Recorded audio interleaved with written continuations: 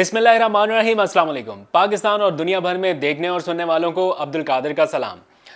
मैं जहाँ से बेसिकली बिलोंग करता हूँ वहाँ पर एक मशहूर सौगात है जिसे बर्फ़ी बोलते हैं। वैसे तो सब जगह से मिठाई मिल जाती है, ख़ालिस, अच्छी, महंगी, सस्ती, लेकिन वहाँ से ख़ास किस्म की बर्फ़ी मिलती है। तो मैं जब भी कभी जाता हूँ वालिदैन से मिलने के लिए तो दोस्त अहबाब अक्सर डिमांड करते हैं या फरमाइश करते हैं कि हमारे लिए वहाँ से बर्फ़ी लेके आइएगा। तो इसी तरह मुल्तान का सोहन हलवा भी बड़ा मशहूर है, लेकिन मसला ये है कि जब जाते हैं लेने के लिए तो वहाँ पर इतनी ज़्यादा और ब्रांचेस खुल जाती हैं, पता ही नहीं चलता असली कौन सी है नकली कौन सी है। बल्कि ये रही है मेरे पास पड़ी हुई है, अभी मैं लेके आया, कुछ दिनों पहले गया तो मुझे दोस्तों ने कहा था तो मैं कुछ दोस्तों के लिए कुछ अपने लिए ले आया। आपको भी खिलाऊंगा कभी मौका मिला तो कहने का मकसद ये है कि इतनी ज़्यादा असली की ब्रांचेस और खुल जाती हैं कि पहचान करना थोड़ी मुश्किल हो जाती है कि कौन सी असली है और कौन सी नकली है। तो पाकिस्तान में भी इन दिनों जो सियासत है उसमें माइनस प्लस और ये सारा इस वक्त मामला चल रहा है। पीटीआई असली, पीटीआई हकीकी, पीटीआई नस्ली और पता नहीं क्या क्या कुछ बनाने की तैयारियां चल रही हैं। तो देखते हैं कि आप लोग पहचान कर पाते हैं कि असली और नस्ली है कौन सी और कौन सी नहीं। तो काफ़ी थ्रिलिंग किस्म का, काफ़ी टफ किस्म का टाइम आगे आने वाला है। ये जो अभी एक फेज़ चल रहा है इतनी जल्दी ख़त्म तो नहीं होना, लेकिन जो मैं असेस कर पा रहा हूँ वो ये कि ये अब जो कुछ भी हो रहा है इससे बज़ाहिर ऐसा लग रहा है कि इलेक्शन की तरफ ही मामला जाना है और इलेक्शन से पहले ये सारी चीज़ें होनी ही होनी है।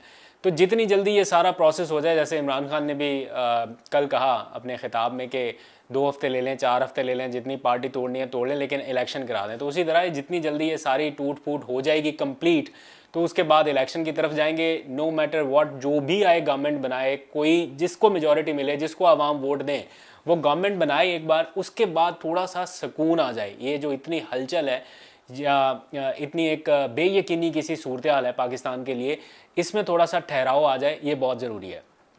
अब इस वक्त हो क्या रहा है, एक तो आपको पता है सुप्रीम कोर्ट में कुछ मामला चल रहे हैं। आज चीफ जस्टिस को एक बड़ा सरप्राइज़ मिला और इसमें वैसे शायद आप लोगों को बुरा लगे, लेकिन ये बात फैक्ट है कि हुक्मरान जमात की जो कानूनी टीम है उसने बड़ा स्मार्टली मूव किया है बहुत सारे महाजों के ऊपर। जिस तरह से उन्होंने मैनेज किया या जो वट एवर आप कुछ भी कह सकते हैं, वो बड़ा स्मार्टली उन्होंने सारी चीज़ों को किया।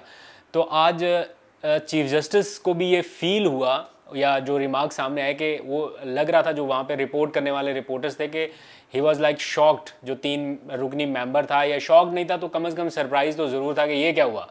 तो जहाँ हुकूमत एक पेज पर नजर आई, वहीं आज सदर आरिफ अलवी भी उस बिल की कानून साजी में सेम पेज पर नज़र आए जो आज मंजूर कराया गया और जिसमें ये सारा हुआ। उसके ऊपर भी मैंने बात करनी है, थोड़ी सी ट्रिकी बात है, आसानी से कानून के तालिब इल्मों को तो समझ आ जाएगी, आम लोगों को नहीं आती, तो इसलिए वो थोड़ी सी एंड पे बात करेंगे। लेकिन अब हो क्या रहा है, जहांगीर तरीन, नवाज शरीफ, उस कानून की बदौलत इन दोनों की वापसी की राह हमवार हो रही है और जो आखिरी रुकावट है तकरीबन लगभग वो भी ख़त्म हो गई।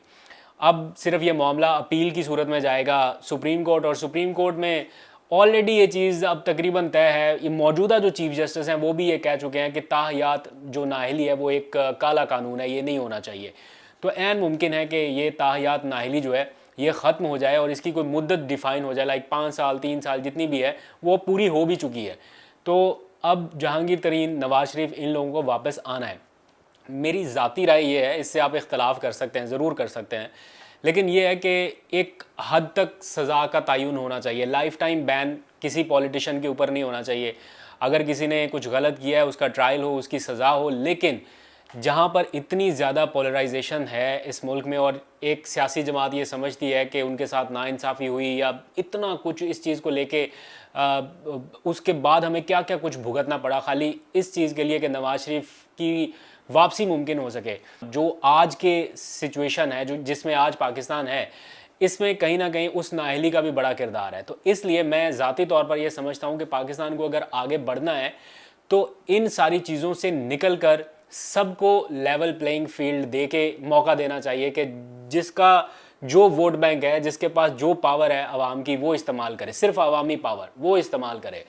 और नवाज शरीफ की वापसी को लेके इमरान खान खुद भी ये इंडिकेशन दे चुके हैं कई बार कि वो वापस आए, मैं उसका मुकाबला करूंगा, हम आपस में मैच खेलेंगे और जिसके पास वोट हुआ वो जीत जाए, मैं इसको इसके हल्के में हराऊंगा। वो कई बार सिग्नल दे चुके हैं कि उनको भी नवाज शरीफ की वापसी से कोई मसला नहीं है। तो अभी ये चीज़ एक हमवार हो रही है।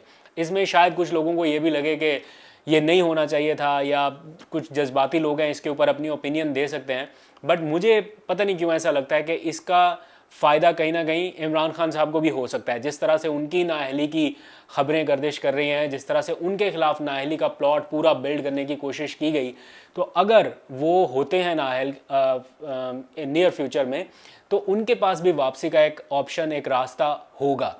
तो लेट्स सी इसके ऊपर क्या फर्दर डिबेट होती है, मैं उसमें नहीं पढ़ता। लेकिन ये इस वक्त की सिचुएशन है कि जहांगीर तरीन को भी ये उम्मीद हो चली है कि वो वापस आएंगे, और 3 साल खामोशी से गुजारने के बाद उन्होंने अब भरपूर तरीके से एक्टिव हुए हैं, और उनके जो बॉडी लैंग्वेज है या चेहरे की जो स्माइल है वो बताती है कि उनके पास काफ़ी सारे कार्ड्स आ रहे हैं खेलने के लिए। तो जो पीटीआई के पंछी हैं वो तो अब आहिस्ता आहिस्ता उड़ान भर रहे हैं। तो कुछ लोगों को लगता है कि ये राइट जगह है हमें, हमारे जाने के लिए, क्योंकि मुझे कवर करते हुए काफ़ी टाइम हो गया। तो मुझे ऐसा लगता है कि बहुत सारे लोग जहांगीर तरीन से, जो पीटीआई में हैं या थे, वो करीब थे जहांगीर तरीन के, और एक ना सर्टन काइंड ऑफ ग्रुप बना हुआ था, शाह महमूद कुरैशी वर्सेस तरीन ग्रुप। तो जो लोग शिकवे शिकायतें जिनको होती थी वो सारे जाके अपना दुखड़ा जहांगीर तरीन के पास रोते थे, और तरीन ग्रुप जो था वो काफ़ी डोमिनेट करता था। लाइक मैं अगर आपको बताऊं, फवाद चौधरी बहुत क्लोज थे जहांगीर तरीन के, फैसल वाडा बहुत क्लोज हैं जहांगीर तरीन के, असद उमर इतना नहीं थे क्योंकि उनके कुछ और मामला थे, लेकिन शाह महमूद कुरैशी भी बिल्कुल डिफरेंट ग्रुप के थे। लेकिन और बहुत सारे लोग थे जो इमरान खान के प्राइम मिनिस्टर होते हुए भी जहांगीर तरीन के पास ही पहुंचते थे कि जनाब ये हो रहा है, वो हो रहा है। और हम खुद भी जहांगीर तरीन से मुलाकातें करते रहे हैं, इवन दो कि उनकी नाअहली हो चुकी थी। नाअहली के बावजूद उन्होंने बहुत सारे मामलात को उस वक्त संभालने की कोशिश की थी, लेकिन बाद में जो हुआ एपिसोड वो आपके सामने है। इमरान खान के साथ उनके रास्ते बिल्कुल जुदा हुए, और अब वो एक और अपने साथी के साथ, जो अलीम खान है, मतलब ये दो बड़े प्लेयर्स माने जाते थे पीटीआई में। जहांगीर तरीन पहले वज़ीर आला बनना चाहते थे, लेकिन वो तो नाअहल हो गए, उनका रास्ता नहीं हमवार हो सका। और फिर अलीम खान भी इसी रेस में थे, और जहांगीर तरीन ने नाअहली के बाद सबसे ज़्यादा जो अपना जहाज़ उड़ाया, कोशिश की कि पंजाब में वज़ारत आला पीटीआई के पास आए, वो ज़्यादातर कोशिश उनकी इसीलिए थी कि वो अलीम खान को वज़ीर आला बनाना चाहते थे। उसमें उन्होंने बड़ी कोशिश की, नहीं कामयाब हो सके। उस्मान बुज़दार आ गए अलीम खान की जगह, अलीम खान भी निकल गए। तो अब जहांगीर तरीन प्लस अलीम खान ये मिलके कोई नई पार्टी लॉन्च करना चाहते हैं, और उसमें अपने उन लोगों को, उन साथियों को साथ रखना चाहते हैं जो इस पीटीआई से निकल के जा रहे हैं।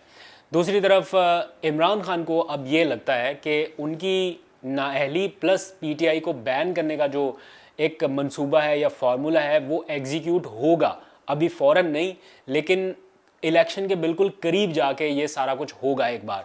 यानी उनकी नाअहली भी हो जाएगी और पार्टी भी बैन उनकी करेंगे, इसलिए कि उनको ये लगता है कि उनका जो वोट बैंक है वो इंटैक्ट है, और अगर वोट बैंक इंटैक्ट रहा तो वो भी एक प्रॉब्लमेटिक सिचुएशन क्रिएट कर सकता है सब के लिए, because Imran Khan versus all है। वो चाहे पीडीएम हो, चाहे वो कोई और पार्टी का कोई ग्रुप सामने आ जाए, कोई फॉरवर्ड ब्लॉक हो या कोई नई सियासी पार्टी हो, इन सब का मुकाबला इमरान खान के वोट बैंक के साथ ही है। तो इसलिए उनको ये लगता है कि ये चीज़ एग्जीक्यूट होनी है।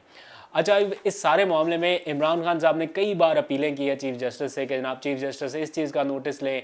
उनकी आखिरी होप तो यही थी ना कि चीफ जस्टिस कुछ कर पाएंगे, शायद किसी ना किसी तरह से कोई ऐसा फैसला पंजाब इलेक्शंस के हवाले से भी, या अभी रिसेंट उन्होंने अपील की चीफ जस्टिस से ख़वातीन की रिहाई के लिए या कारकुनान की रिहाई के लिए। मुझे ज़ाती तौर पर ऐसा लगता है कि चीफ जस्टिस आज खुद नोटिस अब नहीं लेंगे, इसलिए एक तो ये जो हालिया कानून बना इस वजह से भी, और कुछ दिन पहले जब मैं सुप्रीम कोर्ट में था तो चीफ जस्टिस के साथ जब रिमार्क्स का या दलाइल का सिलसिला जारी था तो किसी ने जो शायद इलेक्शन कमीशन के वकील थे या हुकूमती कोई वकील थे, मुझे एग्जैक्ट अब याद नहीं है कि वो कौन सा केस था और कौन से रिमार्क्स थे, लेकिन यूँ समझ लीजिए कि हुकूमती साइड से ये एतराज़ था कि जनाब आज खुद नोटिस जो है वो आप नहीं ले सकते या हमने इस किस्म का कानून बनाया। तो चीफ जस्टिस के जो उस पर रिमार्क्स थे वो ये थे कि हमने आज खुद नोटिस लेना छोड़ दिए हैं, हमने उस कानून के बाद अभी तक कोई आज खुद नोटिस नहीं लिया। इसका मतलब मुझे जो समझ आता है कि फौरी तौर पर चीफ जस्टिस कोई भी आज खुद नोटिस नहीं लेंगे या उससे परहेज़ करेंगे। तो जो भी कार्रवाई होगी वो एप्लीकेशन देनी पड़ेगी, दरख्वास्त लेके जाएंगे, तो उसके ऊपर हो सकता है कोई बेंच बने या कोई फैसला आए। लेकिन अगर आप ये सोच रहे हैं कि चीफ जस्टिस कोई आज खुद नोटिस ले लेंगे, मुश्किल लगता है, क्योंकि जो सिचुएशन अभी उनके सामने है या जिस तरह से वो सरप्राइज्ड हो रहे हैं, शॉक्ड हो रहे हैं, वो कह रहे हैं कि अच्छा इंटरेस्टिंग सिचुएशन, मतलब हुकूमत ने एक कानून बनाया प्रैक्टिस एंड प्रोसीजर बिल का, आपको पता है चीफ जस्टिस ने उसके ऊपर हुक्म इम्तना दे दिया। हुकूमत ने एक और कानून बना दिया, दूसरा कानून, और उसको नाम दिया उन्होंने review of judgments and order act. ये उन्होंने कानून बनाया, उसमें तकरीबन सिमिलर चीज़ें उन्होंने डाली और वो उन्होंने मंजूर करा लिया, और उसके ऊपर आज सदर मुमलकत आरिफ अलवी ने दस्तखत भी कर दिए। यानी हुकूमत और आरिफ अलवी सेम पेज पर नजर आए। क्यों नजर आए, अंदर खाते क्या चल रहा है? कुछ लोग ये सोशल मीडिया पे मैं देख रहा था, उन्होंने लिखा था आरिफ अलवी ने प्रेस कॉन्फ्रेंस करने की बजाय डायरेक्ट साइन करना बेहतर समझा। लेकिन मुझे ऐसा लगता है कि ये बात नहीं है, क्योंकि अब इतनी भी बात नहीं रही कि सदर साहब जनाब वो इस नहज तक आ जाए। लेकिन इसमें कोई ना कोई हिकमत ज़रूर होगी, कुछ ना कुछ बारगेनिंग पोजीशन आप समझ लीजिए, या कहीं ना कहीं कोई बातचीत का रास्ता निकालने की कोशिश हो सकती है, या एतमाद साजी की कोई फ़िज़ा हो सकती है। क्योंकि मैं जैसे आपको बताया, अल्टीमेटली इसका फ़ायदा इमरान खान साहब को भी फ्यूचर में हो सकता है, या उनका एटलीस्ट वो सिक्योर हो सकते हैं कि अगर आज नाअहल हुए तो कल वापस अहल भी हो सकते हैं। तो इस किस्म की सिचुएशन भी है। लेकिन आरिफ अलवी कोई ब्रिज का किरदार अदा कर पाएंगे या नहीं, इसके ऊपर क्वेश्चन मार्क है। देखते हैं कि क्या होता है।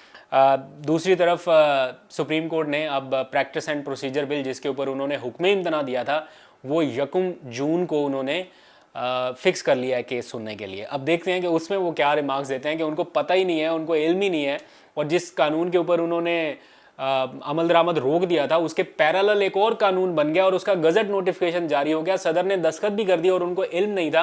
प्रोसीडिंग के दौरान आज अटॉर्नी जनरल ने बताया कि मेरे पास कुछ इन्फॉर्मेशन है आपसे शेयर करने के लिए, और फिर जब उन्होंने बताया तो सहाफ़ी बताते हैं कि जो 3 रुकनी बेंच था वो तकरीबन शॉक था। बहुत सारे लोगों की ये राय हो सकती है कि चीफ जस्टिस इन हालात के शायद ज़िम्मेदार हैं, वो उन्होंने बहुत ज़्यादा लिंगर ऑन कर दिया, सिचुएशंस को बहुत डिले कर दिया। लेकिन कुछ लोग ये समझते हैं कि जब चीफ जस्टिस किसी मामले पे स्टैंड लेने के लिए खड़े हुए और उन्होंने पीछे मुड़ के देखा तो उनके अपने साथी उनके साथ नहीं थे, तो इस सिचुएशन पे वो अकेले कुछ नहीं कर पा रहे थे, इसलिए उन्होंने सिचुएशन को संभाला है काफ़ी हद तक। खैर, मुश्किल सूरत हाल उनके लिए भी है, दबाव जारी बात है उनके ऊपर भी होगा जो इस वक्त सिनेरियो चल रहे हैं। तो कानून साजी से हुकूमत को नहीं रोक पाई जो उनकी अपोजिशन है, या इमरान खान समझ लीजिए, या सदर समझ लीजिए, या इवन सुप्रीम कोर्ट समझ लीजिए, कोई नहीं रोक पाया। तो इसका मतलब यह है कि हुकूमत ने कानून साजी के मामले में बहुत ज़्यादा स्मार्टली मूव किया है।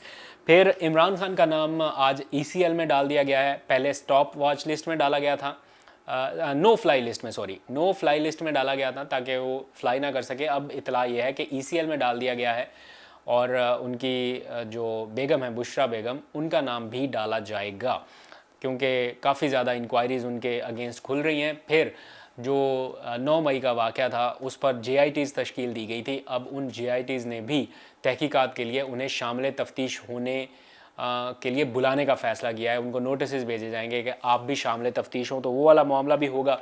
तो काफ़ी ज़्यादा हैपनिंग्स हो रही हैं। लेकिन इस मुश्किल वक्त में बस एक ही उम्मीद है, एक ही तसल्ली है कि जैसे जैसे ये वक्त गुजरता जाएगा, अब इसके अलावा और कोई सलूशन या ऑप्शन नज़र नहीं आ रहा, जैसे जैसे ये वक्त गुजरता जाएगा हालात बेहतरी की तरफ जा सकते हैं, ये उम्मीद की जा सकती है। और ऑन ग्राउंड इस वक्त कोई ऐसी कॉन्क्रीट चीज़ नहीं है जिसकी बेस पर यह कहा जाए कि हालात इस तारीख तक बेहतर हो जाएंगे या इस तारीख तक बेहतर हो जाएंगे।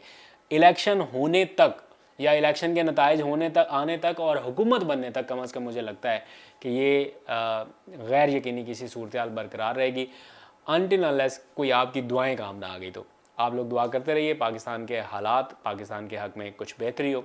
आज तक लेते हैं, अपना बहुत सा ख्याल रखिए। अल्लाह हाफ़िज़।